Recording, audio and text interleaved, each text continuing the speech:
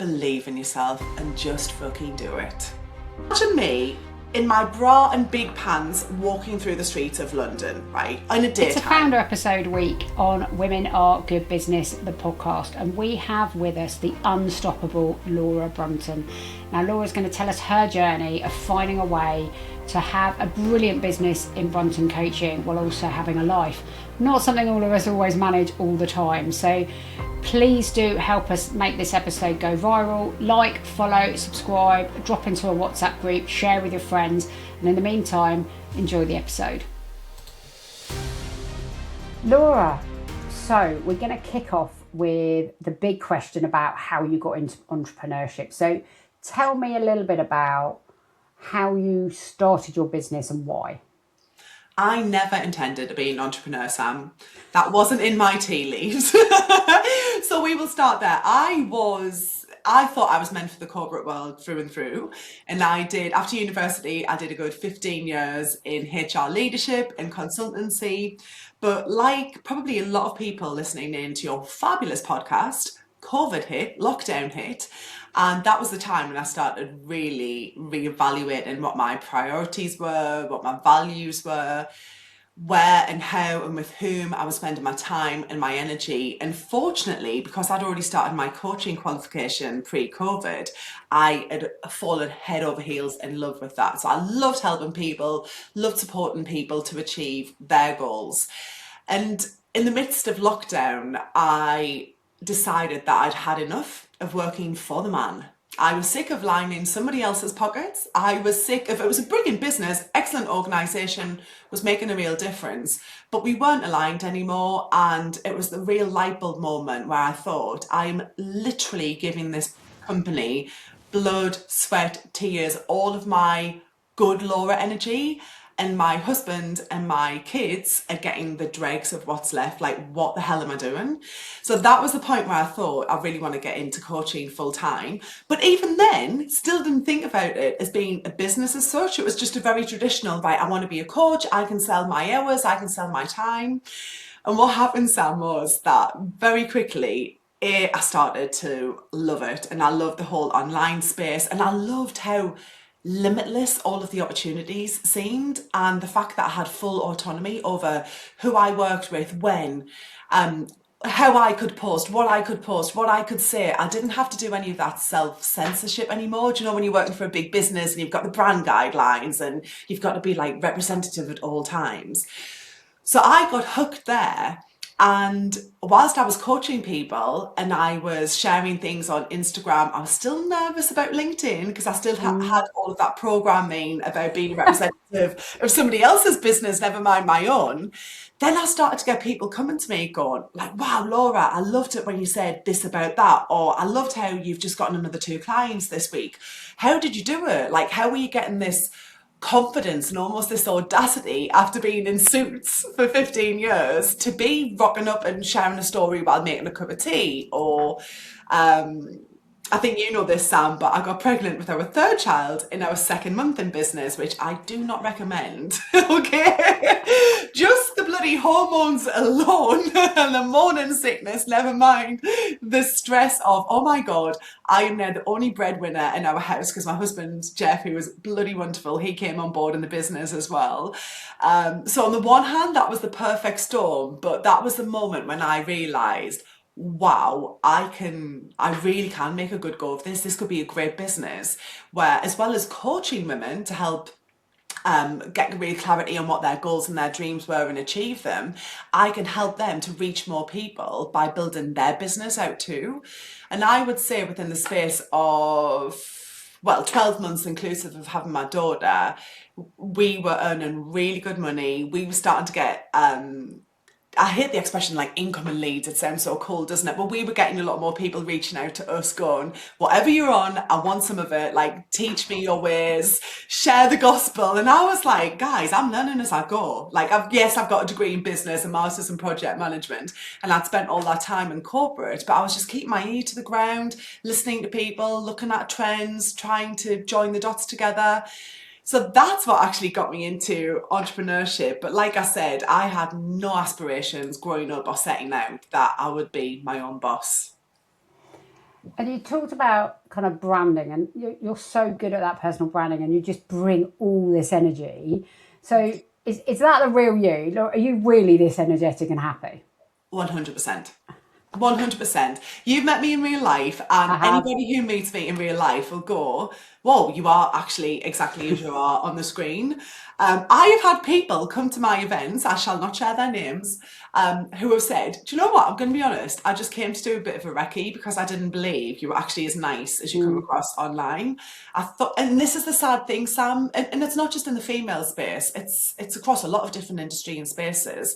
Sometimes people just drink their own Kool-Aid, don't they? And they get so swept up in it, and they're this big gregarious character online, or they're very outspoken, and then you come across them in their natural habitat, or maybe you meet them in the flesh. And I've had times where I've thought, this can't be the same person that I've been following for a year now. Like, where's her opinions? Like, either she's a wallflower or she was just so different from the person that I felt like I'd fallen in love with online. And there's lots of different reasons why people do that. But yes, in short, that's not to say that I don't have my moments where I just want to burn it all down. They come on the regular. That's not to say that like I'm constantly laughing and smiling and the best mum ever and the best wife ever. No, I can be a bitch. I can like be down in the dumps. But what I am really proud of is that my refractory period is in whenever I get a kick or I get the knockdown or my hormones kick in and I feel a slump, I don't stay there for very long. Like I'm very good at going, giving myself a kick up the arse and going, come on, Laura, like you get to do all of this. Look at all of the many opportunities you've got around you. Jeff and I are always saying we're so blessed. Like we're still wildly in love 21 years down the line. We've got three happy healthy children. Yes, we've all had the downtimes and the trauma and the things that absolutely haven't gone to plan in between that, but I can genuinely say, Sam, hand on heart, that I feel so blessed to live the life that we do. And ultimately I know that's down to the actions and the reactions that I have in my life as well. Like nobody owes me anything. I'm not outsourcing my joy, happiness and success to anybody else.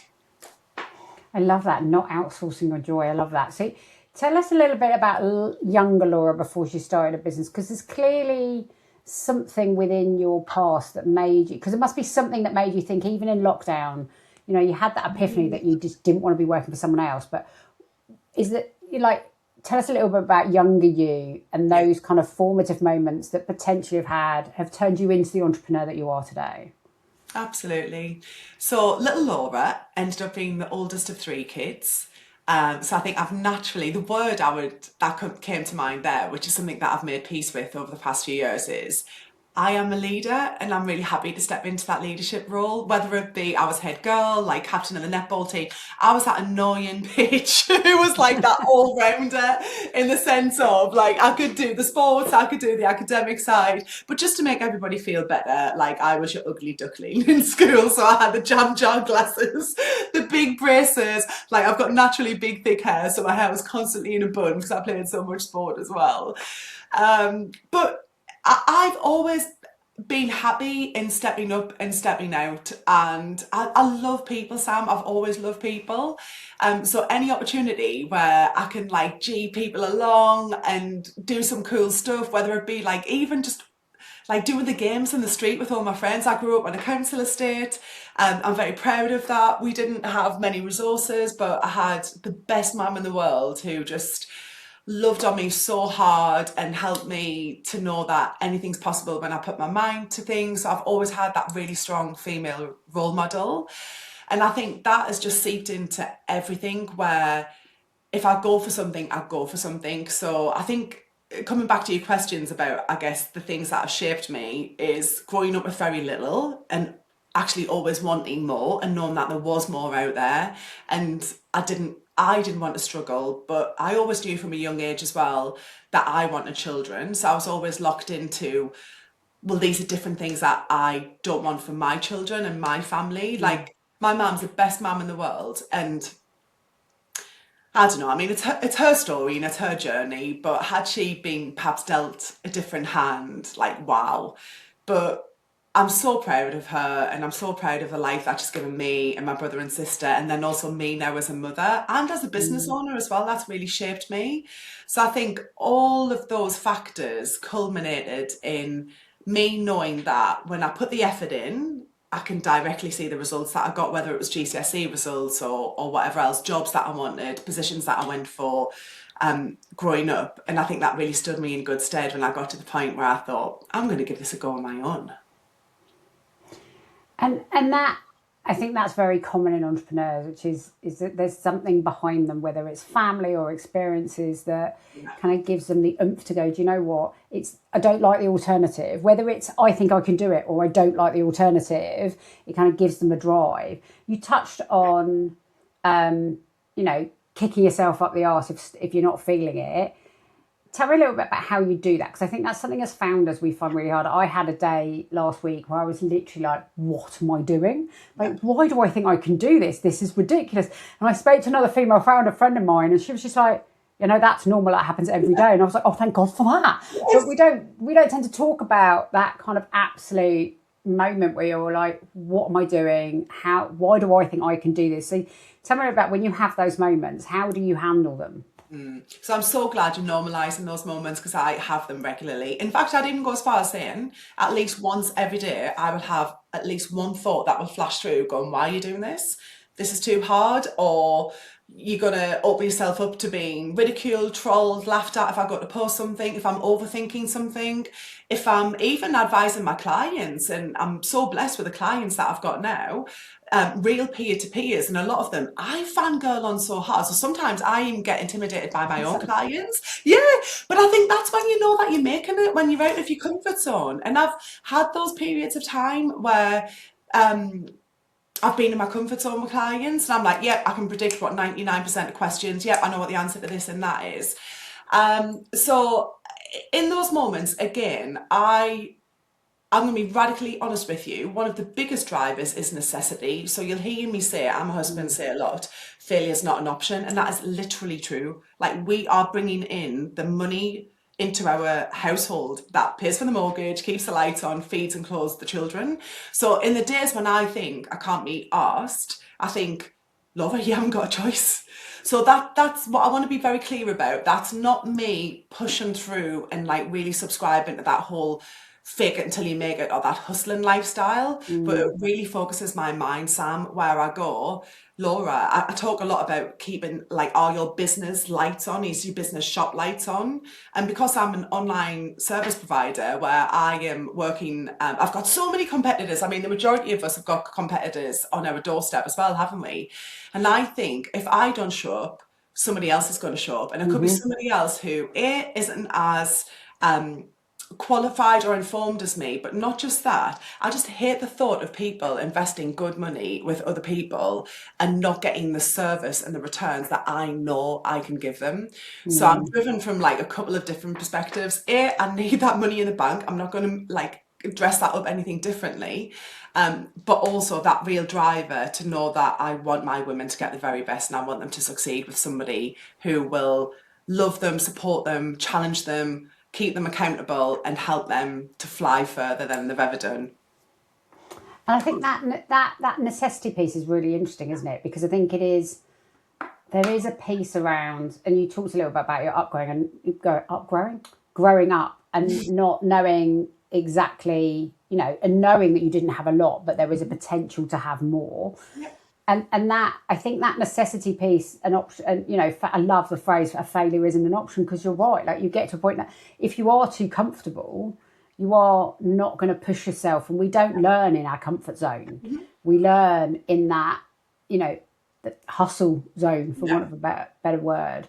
So as you've started to grow the business, how have you then dealt with that growth? Because you must have had points of comfort in that growth where you're like, oh, actually, this is going, as you said, we're going really well. And people are now coming to us, which is an amazing feeling, which is you're not having to hustle for every lead that actually, but you have, it's the previous hustle. So how have you kind of kept that high performance and kept driving to do bigger and better and continue to put the food on the table?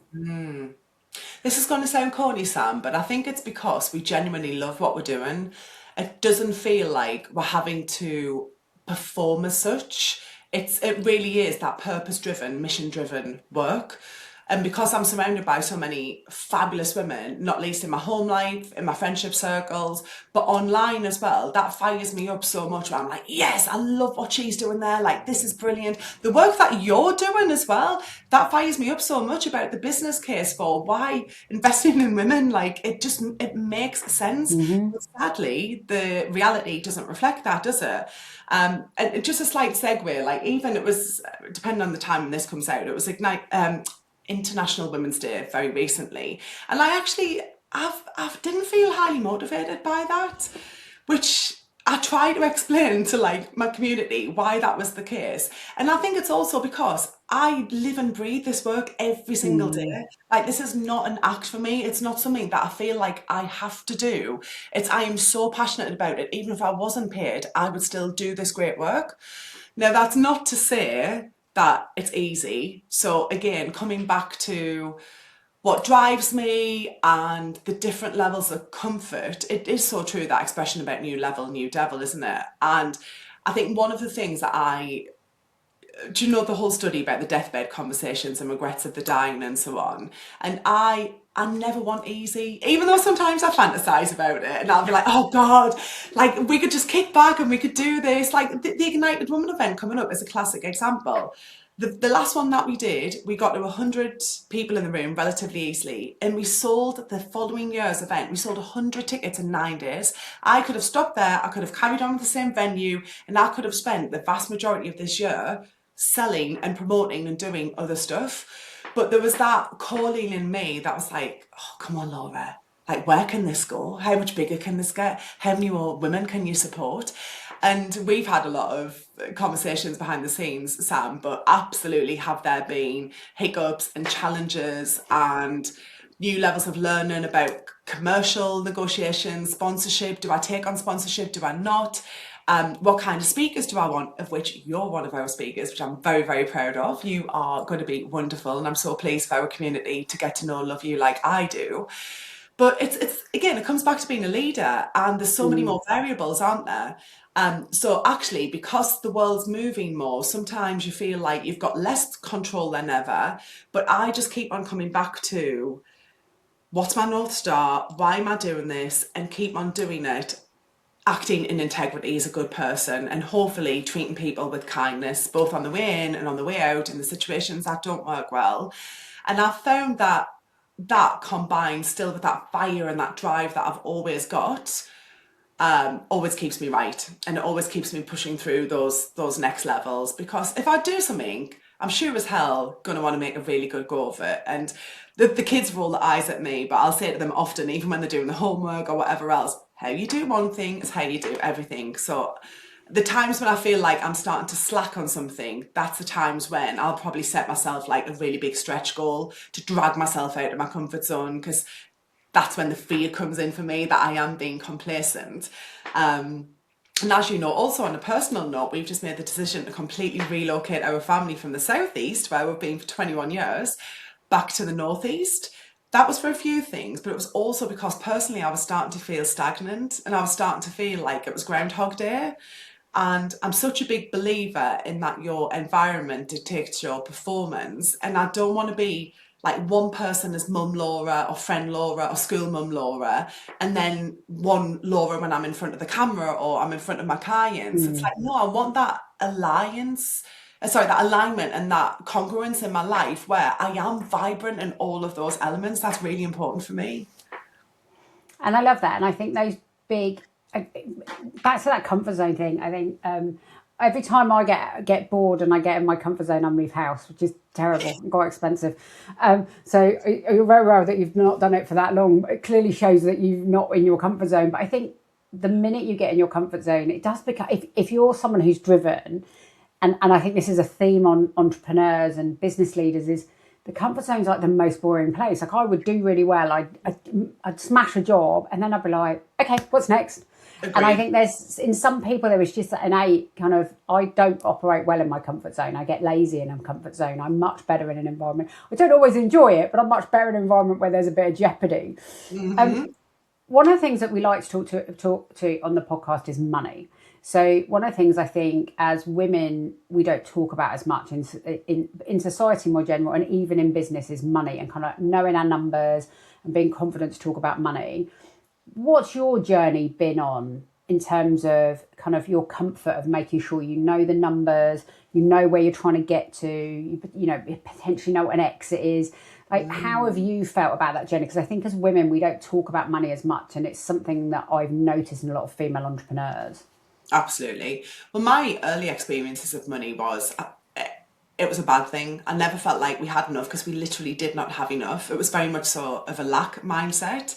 And there was also like resentment against anybody that had money, and money was a bad thing. Like I'm from a council estate in the northeast, and literally we would, even when we were on Halloween and we were doing trick or treating, we would go trick or treating in the poshies. How funny is that? But it was almost as in like, unfortunately, anybody that had done well financially, they can't be a good person. The two can't coexist. And that wasn't just my family. I think that was just a very northeast. Not even, I'm doing the northeast a disservice here, which I don't mean to do. I think it's just when you are in areas where there's not a lot of money going around. Yes, of course, there's kindness and there's camaraderie and people support each other within those micro communities. But as a general theme, there is a resistance against those people who have got money and are in power, whether that be the Margaret Thatcher era when I was a child. So yeah, that was always difficult, Sam, to be honest. And so growing up, I think it was a measurement of my worth as well. So right from starting on a graduate scheme all the way upwards, I would always link my worth to what my salary was and what my bonuses were. And then stepping away from that into my own business, I was so blessed, but again, being completely transparent, I'm not going to do the fake humble thing. That was also because I'd worked my arse off in the transition in my notice period from leaving my organisation to doing this. I had that runway of paying clients because I was doing like the job I was paid to do, which was a huge leadership role. I was also finishing off my coaching qualification. I was holding coaching calls. I had 2 kids at home. Oh, and I was trying to get pregnant with my third. So I was like, no, money equals safety. It equals security as well. So the more money I can bring into my household, the safer I feel and the more my nervous system calms down. And I don't over obsess with things, because in the times when it does get difficult, and we all have this as entrepreneurs, sometimes we still can have the feast and famine months.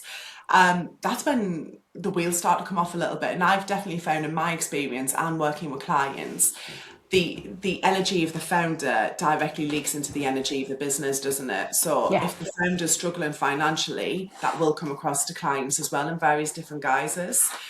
So now I love money, and I love money because I get to spend it on people that I love doing cool things. Even just a small example of, it's my son's 12th birthday this week and he's got no idea, but I've booked for him and don't sue me, but I'm going to take him out of school on the Friday, which he's going to love. And I'm going to take him to London and we're going to go see Stranger Things at the theatre. Amazing. No, I would never have had a chance to do anything like that when I was younger, but I can do it because I've got the money there to do it. I know it's going to be a great experience. I've got no client sessions on a Friday either. So like, I am properly my own boss where I've got the autonomy and I get to make those decisions. I'm really transparent with money in terms of, I share with my audience what our turnover is. I'm very clear that obviously this isn't just profit. There's a lot of costs that go into that as well. But I think normalizing that is so important. I'll also talk with my clients, my community, about when things go wrong, when I lose bids, or when a client chooses to go with a competitor. I'll talk about the highs as well as the low, because we do need to normalize that too, because it's not all just sunshine and unicorns. Like, there's some really hard, gritty moments that can feel ugly in our businesses, and I don't think that's helped if a lot of people just gloss over that and they don't talk about it. So yeah, I think money is an energy as well. So I think I pay into the flow. So I've nearly always got coaches. I spend a lot of money on events, networking events, photo shoots, investing in other female business owners, the whole shebang, because I do feel like it needs to flow around, and you can't, on the one hand, be constrictive and go, no, I'm not going to spend anything on anything, and then expect other people to come into your world too. So yeah, I love money, and the more conversations that women have on it, the better, because there's less gatekeeping, it's demystifying things. And let's be honest, men have spoken about this on the golf courses for hundreds of years, and in the male-only workmen's clubs and all the rest of it, the private clubs. So I think it's fantastic, because it might be that you've got a woman who's doing stuff for free, and then she's having a conversation with somebody else who's pitched for the same amount of work, and they might be charging 2 grand, but she didn't even think it was an option to put a price tag on it. So yeah, I'm all for that, and the great work that you do as well, Sam, is just wonderful in this space. I do think that kind of asking for the money is a really important thing that I think definitely, I think women do less than men. Yeah. It's funny, when I do speaking now, I've started asking what the budget is. 100%. And 9 times out of 10, they're like, oh, it's this. But if I hadn't asked, they would have expected me to do it for free. And I think it's those things that actually, if you change the way you think of it, and there's stuff I do for free because I love it and I want to, but there's some stuff where you're like, do you know what, if you want me to speak, you can pay for it. Do you know? And so I think it's having that confidence in yourself and what you do, which is actually you're worth it, to quote an advert. Yeah.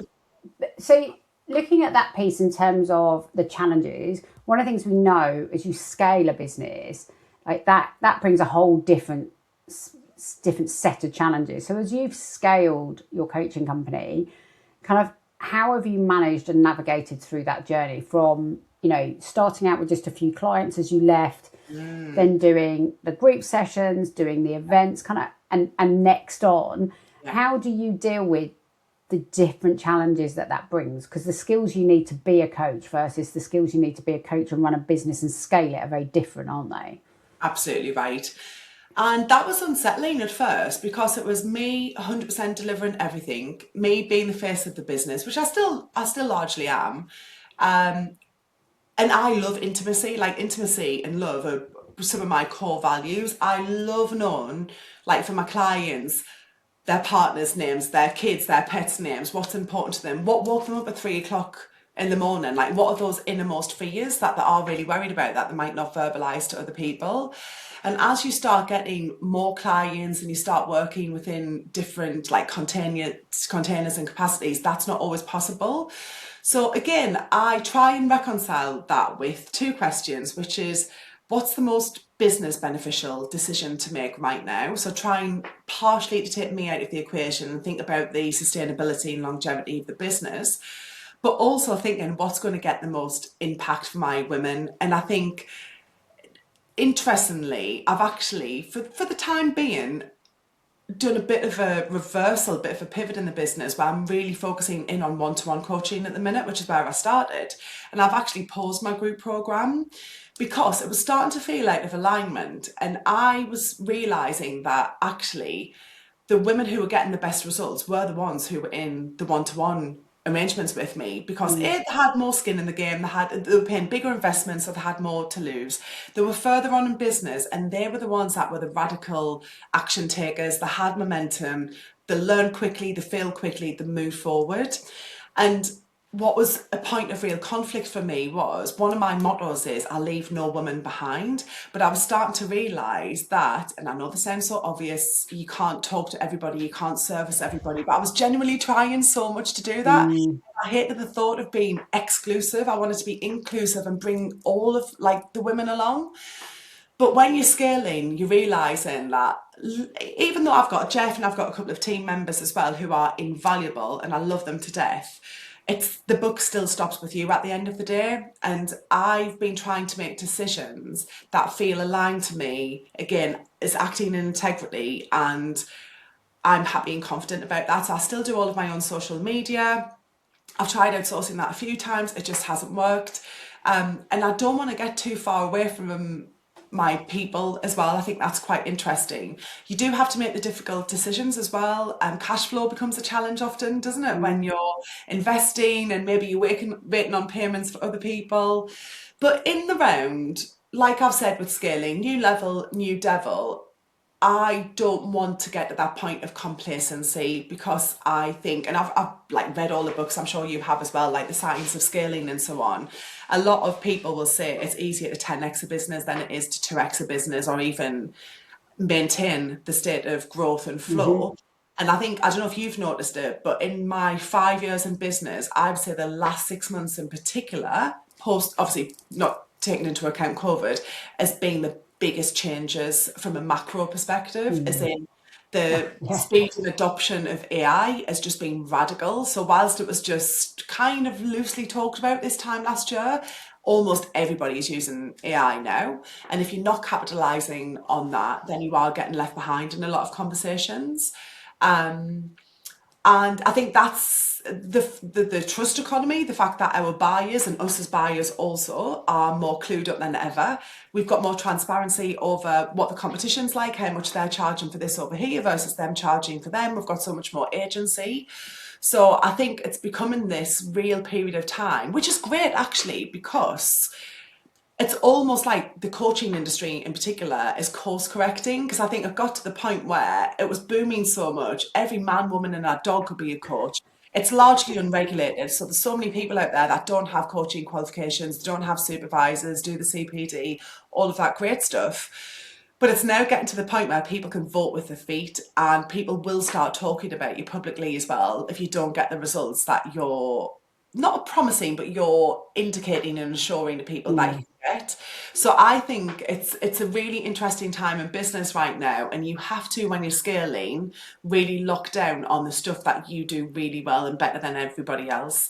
Yes, I could go out there and do really scaled group programs. Yes, I could do low ticket membership and all of that.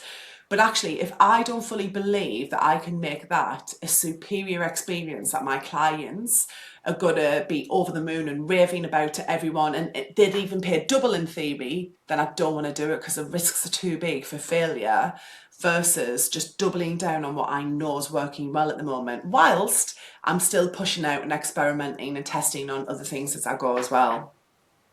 And I think that self knowledge is so important, right? You've grown to work out what works and what doesn't. And I think it's funny because we talk about failure and how important it is, but I've kind of stopped calling it failure and started calling it the ability to pivot. If I think, in the first 6 months in business that I've been in, I've learned so much. And I worked with small businesses for years, but oh my God, it's completely different when you've got skin in the game, which I think most people in corporate life say they know, but as one of those, until you've done it, it's a whole different ball game. But what I've learned is I don't think about any of the stuff I've pivoted to and from as a failure, because actually I wouldn't be able to know where I'm going now if I hadn't done that. And as you say, you did the great group programs. They were great, but they weren't the thing that you want to double down on. And I think as we grow and learn as founders and as people, I mean, the same applies to life, right, as applies to business, which is you learn. If you're not learning, what are you doing? And I think that's so important. So couple more questions around your experience in business. So what is the biggest opportunity that you found that you weren't expecting? Like the thing that came out of left field that actually turned to be something really great? That's a brilliant question. Let me think. Do you know what? I've always been so blessed in that I always feel like I've got opportunities around me. And again, I think that's because I'm very intentional about getting in the rooms. So some people, I think my mum actually said at one point, Laura, you're out more than the bins. Because I was like, and I was like, oh mum, I'm off to London for this, and then I'm up to Birmingham for that. And I can only do that because I've got an amazing husband who's like works from home and who can support with the kids as well. So kudos to him. But I think I've created those opportunities. I'm trying to think if there's one singular one. I'll tell you one which is random, but there's a business lesson. Love it. We love a random one. So imagine me in my bra and big pants walking through the streets of London, right, in a daytime. What happened there was I ended up being an ambassador for an incredible woman called Jules Robinson, who I don't know if you or if any of your listeners are big fans of Maths, Married at First Sight Australia. I love this woman through and through. Long story short, she's a very curvaceous woman. She's absolutely stunning. But she got so much crap for being curvy. And when she was on TV, she was often wearing like loads of Spanx or loads of like supportive shapewear and everything. And then she had her microphones and it'd be falling out and it'd be uncomfortable. She's gone on to create this incredible brand. And I had an opportunity because I was friends with a friend of hers, another fabulous woman called Mel Shillen, who is the psychologist on Married at First Sight. And we were talking, and I said to Mel, oh, I've seen that Jules is looking for ambassadors, but it's like literally being photographed in your bra and knickers. And I still had in my mindset there, I've come from corporate, do you know what I mean? Like, I'm used to being in the boardrooms. I'm trying to come across as like, I know my stuff, I'm professional. I mean, can you imagine external comms agreeing that? I mean, seriously. Yeah, right. No. And I was already battling with the fact that probably like self-imposed limiting beliefs. I'm northern, I'm blonde, I'm bubbly. Will people take me seriously anyway? So I had this opportunity, and she was like, "Oh my god!" I had to do like an interview video and a whole application process and so on. And I thought that was a great opportunity to really show how in alignment I am with what I talk about in my business as well. That when women are happy and when women are willing to step out from the crowd and advocate something that they're super passionate about, then the success will follow. And you know what? My audience absolutely loved it. Like, without getting into it, I've had body challenges my whole life as well, about how I feel, about how I look, about my weight, losing weight, gaining weight, all of that shebang. But for me, I think my daughter was maybe 2 at the time. I was still breastfeeding. For me to have been able, we were on a double-decker bus in London, in our bra and knickers, and people were like looking up and bibbing in the cars and cheering for us. And that was one of those days where I just thought, anything is possible. And I was so proud of the fact that even though like my kids didn't get it at the time, I can say to them, look, Mammy was able and willing to make herself potentially look silly, and for people to say, which I'm sure people did say, I didn't read all of the comments, really unhurtful things about body types and so on. But I was like, no, I want to be part of this movement where I hopefully show women that you can do anything you put your mind to, and it's largely irrelevant. And I do really acknowledge my privilege as like a white Western straight woman as well, that we can do anything we put our mind to. And I just love that, being a woman in the 21st century. I think there's so many opportunities and options for us to just live unapologetically. And if I can just be a small part in somebody else's journey where they were like, oh, Flora can do it, I can do it. So I would say, not necessarily business related, but I did win clients off the back of that. No, I love that, because I think we underestimate the impact we have on others by being brave. Because someone else will have seen you, or they'll listen to this and they'll be like, oh, okay, she was terrified when she did that. Because I think, a lot of people that I speak to, irrelevant of gender, completely underestimate the impact they have on others. Yeah. And I think it's so important that when we're brave, we acknowledge that a knock-on of that is we allow someone else to be brave. Absolutely. And I think especially for women, we like to be in a tribe, and that tribe is, oh, if she can do it, then maybe I can. Maybe it's not as scary. Yeah. I think that's just amazing. And I remember that campaign as well. It was such a powerful campaign. So I've got 2 final questions for you. The first one is, what is the best business decision you've ever made?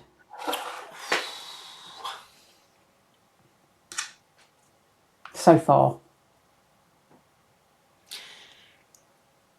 It's generic in the sense of not giving up. Keep on going, even when it's tough, especially when it's tough. Even when people are telling you to stop, even when my mum was like, Laura, you're burning yourself into the ground, or this or that, people are worried about you. The best business decision is knowing that, like I talked before about not outsourcing your freedom to anybody else. When I'm a business owner, when I stand in my power and I speak my truth and I help other people to do that, I am always going to be okay, because I'm always going to be able to flex and pivot and evolutionize depending on what the community, my women, and the marketplace dictates. In terms of specifics, I would say doubling down on what works. So my natural tendency, because I'm very creative and almost a bit shiny object, is, oh, I could do that and I could do that. And I do experiment lots. But my Jeff has actually really helped me with this, to say, Laura, if something works once, do it again. Because my natural tendency is to go, oh, I've done that once, boring, let's move on. But actually, I think the unsexy, boring side of entrepreneurship is that refinement, isn't it? It's a standardization and optimization of Yeah. getting really good at a few things. And then the third thing I would add to that is always working with incredible coaches and mentors and making sure that you're surrounding yourself with people who are doing similar to you on a daily, where you can ask for help, you can get access to resources and energy and inspiration as well, because unfortunately there's so many people out there who don't know what they're talking about, yet Instagram or LinkedIn Oh would have yeah. you thinking them that they're a guru. So I think it's really imperative for any business owner to be quite discerning and do the due diligence around who you let get in your head, either like consciously or unconsciously, about when you're scrolling. So, there's three answers. Why just give one? Brilliant. I love it. And you may have slightly covered this, but I'm going to ask you this anyway as the final question, which is if you could give one piece of advice to another female founder, what's that top piece of advice you would give to another founder? Believe in yourself and just fucking do it. Honestly, even in the times when you're having those wobbles, and like I said, I have wobbles on the daily, if not even several times a day. But my conviction, I'm so locked in to having a mission that's bigger than me, which is freedom for all women to do whatever the hell they want to do, whether it's business or not business, in a relationship, not in a relationship, kids, no relationship. I don't care. I just want all women to be free to do whatever they want. So believing that the work that I'm doing, even in a small part, is contributing to that, absolutely gets me out of bed in the morning and it keeps me going. What was the second part of your question? Sorry, forgive me. It was mine. It was believing in myself. Thank you. And also just fucking doing it. The amount of times, even when I work with highly accomplished, successful women, that we procrastinate on things and we want everything to be perfect and we want it all to be wrapped up in a beautiful box with a beautiful bow on the top, even sprinkled with fragrance. Like sometimes to get to that point, your competitors are just running and sprinting ahead of you. So you have to be willing to, I call it whip it, which is work in public rather than work in progress. If you've got ideas, start socializing them, getting them out there, because that will give you accountability, that will give you feedback, that will give you encouragement that you're on the right track. And you can't manifest anything without taking action. So I'm such a big believer in being very action led and having that momentum and protecting that momentum as well, because the more time we take off or the more time we move away from the really good stuff that we do, the harder it is to keep that going. I love it. So I've taken so much away for today. And the key things I've taken away is doubling down on what works. Failure is not an option. Believe in yourself. I think those three around your entire story just to really epitomise you and just the energy that you bring to every room that you walk in. So, Laura, thank you so much for taking part today. I also like to ask each of my guests to shout out another amazing woman who is smashing it. So if you could shout out another female founder, who would it be? This is so hard for me because I've literally got thousands, like including my clients and everything else. The first woman that came to my mind is a much loved client of mine, Jo Dallas. Potentially at the time this comes out, she's stuck in Abu Dhabi with her family at the moment. Her business is incredible. She's the founder of Changemakers Coaching, and she works with individuals and organizations to really form that rock solid confidence to achieve anything that they want to achieve. She's my little pocket rocket. She's such a brilliant source of inspiration for me. She came from the beauty industry, having been there for many years. And that woman is just such a guiding light. So if you get the chance to follow Jo Dallas on LinkedIn, she's the founder of Changemakers Coaching. She would be the woman at this point in time that I would love everybody to go and check out and support. She's fabulous. Amazing. Thank you. I will definitely go and check her out. And thank you for sharing your story with us today and sharing your nuggets of insight. Thank you so much, Sam. It's been such a privilege and pleasure. And thank you so much to everyone who's listening. I've had a blast. That's a wrap for this week's episode of Women Are Good Business podcast, and thank you for listening. Now I need your help.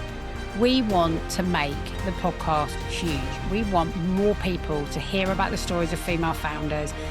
We want to get the best experts in the world so we can grill them with your questions, and we can only do that if people know where to find us. So please help us make the podcast go viral. Like, follow, subscribe, leave us a review, drop us into a WhatsApp group, whatever is the best way to share. Please do share and come with us on the journey as we talk to lots of female founders and we show the world that women really are good business.